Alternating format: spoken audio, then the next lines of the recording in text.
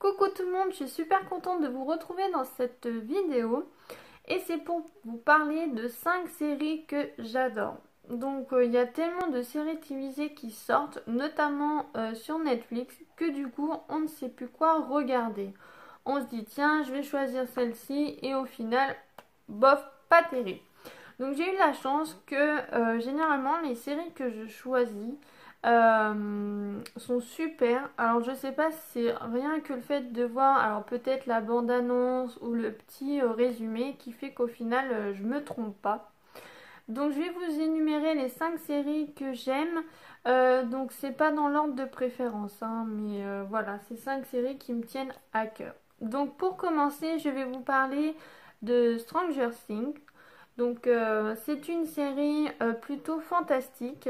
Donc c'est l'histoire de Will Byers, donc un jeune garçon qui a disparu chez lui. Et ses trois amis vont partir à sa recherche.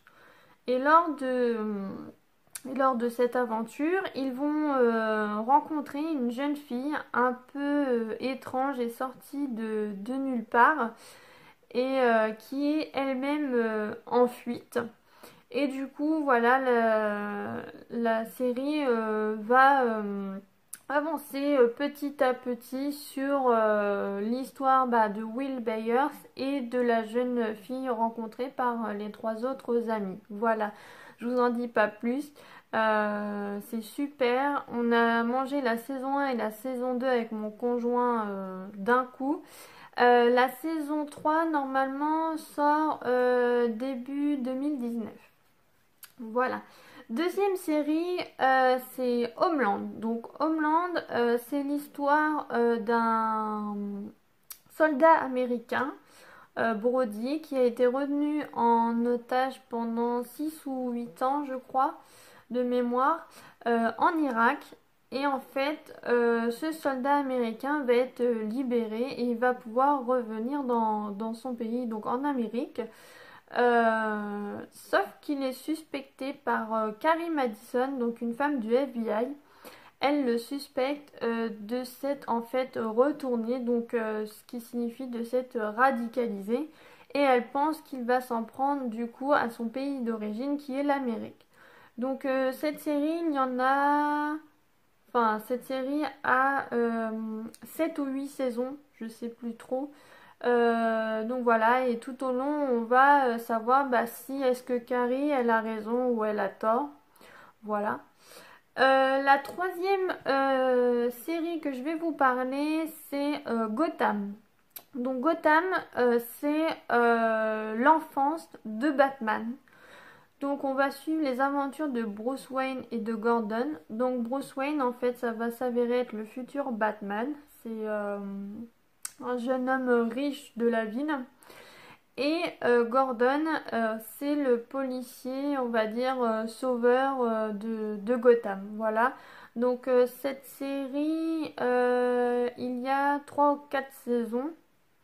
Voilà, donc c'est une série que j'adore parce que alors c'est fantastique à fond.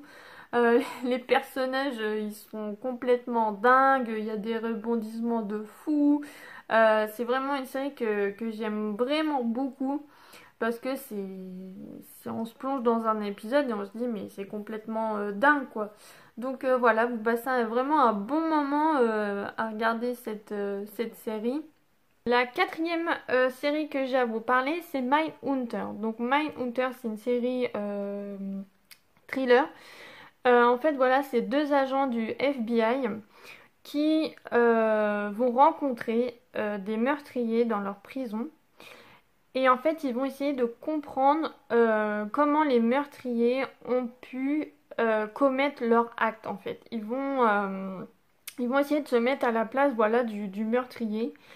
Et en fait, ils mettent en place cette stratégie pour justement savoir si c'est pas possible que avant qu'un homme ou une femme commette un crime, qu'on puisse essayer de l'en empêcher justement en essayant de comprendre la mentalité en fait de l'individu.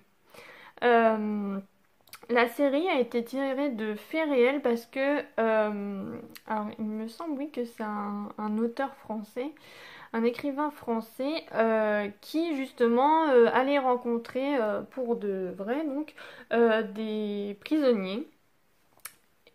Prisonniers meurtriers qui avaient commis certains crimes et du coup essayer de comprendre cette mécanique, pourquoi ce crime, pourquoi dans telles circonstances, quel était en gros son alibi pour cet acte. Donc voilà, donc Mindhunter là par contre c'est pas du fantastique, c'est du réaliste parce que vraiment on parle d'un sujet vrai. Voilà. Donc là, Mindhunter, je crois qu'il y a eu, oui, qu'une saison. Il y en a une prochaine normalement qui va arriver, mais je ne sais plus quand. Et donc on termine avec la dernière série, donc c'est 13 raisons. Donc 13 raisons, c'est réaliste, mais j'ai vu la saison 1 et j'ai vu la saison 2. Donc dans la saison 2, c'est un petit peu plus particulier. Mais bon, je vais pas vous dire. Donc 13 raisons, c'est Anna Baker en fait qui se suicide. Donc ça on le sait tout de suite dès le commencement de la série, hein, je vous spoil pas. Voilà, donc elle se suicide parce qu'en fait elle a un mal-être. Il y a plusieurs petites choses qui s'accumulent au long de son année scolaire et du coup fait qu'elle en a marre et du coup décide de passer à l'acte. Donc une fois qu'elle a mis fin à ses jours, il commence à circuler, si je me rappelle bien, 12 ou 13 cassettes. Et en fait, ça correspond à 12 ou 13 épisodes de la série. Et dans chaque cassette, elle va viser une personne, soit qui lui a fait du mal, ou une personne qu'elle appréciait mais qui n'a pas pu vraiment au final l'aider. Et du coup, on va découvrir ces personnes au fur et à mesure des cassettes en fait. Donc voilà, c'est super intéressant parce que ça parle en fait du suicide, mais ça parle aussi du harcèlement scolaire. Ça parle aussi comment dire, de violence psychologique et aussi de viol. Donc voilà, c'est une série où on parle d'un sujet aussi très sensible. Donc voilà, pour 13 raisons, faut pas regarder si on est une personne quand même assez sensible. Déjà parce que ça parle du suicide, donc si des personnes sont plutôt dépressifs, à éviter. Et elle dit quand même des choses dures dans ses cassettes. Donc voilà, c'est peut-être pas conseillé à tout le monde et attention, pareil aux séries qui sont regardées par les jeunes. Voilà, à un certain âge, je pense pas qu'on doit regarder cette série-là.